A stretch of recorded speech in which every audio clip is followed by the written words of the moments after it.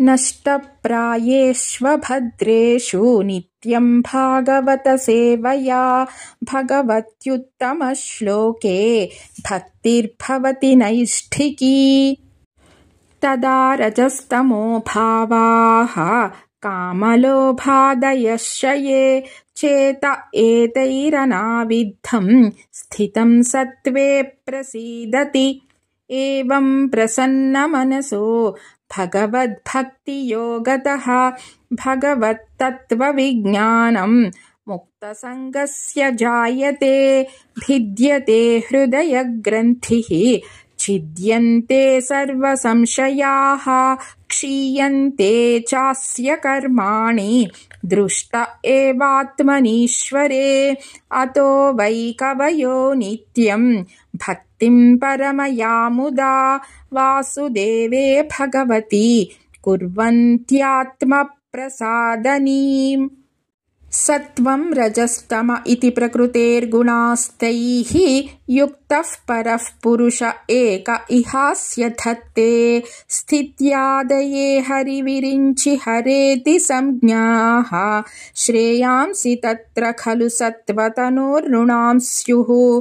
पार्थिवाद्दारुणो धूमः तस्मादग्निस्त्रयीमयः तमसस्तु रजस्तस्मात् सत्वं यद्ब्रह्मदर्शनं।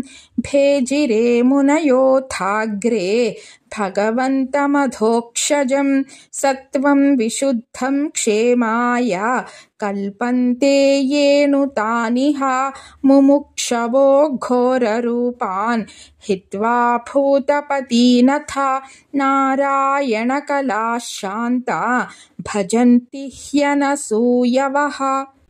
रजस्तमः प्रकृतयः समशीला भजन्ति वै पितृभूतप्रजेशादीन् श्रियैश्वर्यप्रजेप्सवः।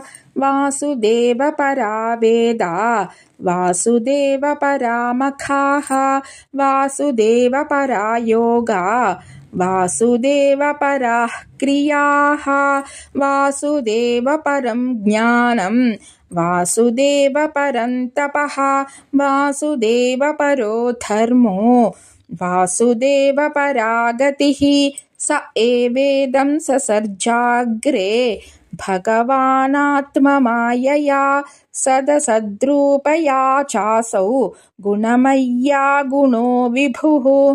तया विलसितेष्वेषु गुणेषु गुणवानिव अन्तः प्रविष्ट आभाति विज्ञानेन विजृम्भितः।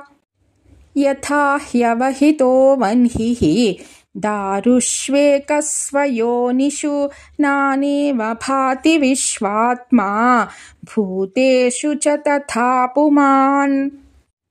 असौ गुणमयैर्भावैः भूतसूक्ष्मेन्द्रियात्मभिः स्वनिर्मितेषु निर्विष्टो भुङ्क्ते भूतेषु तद्गुणान्।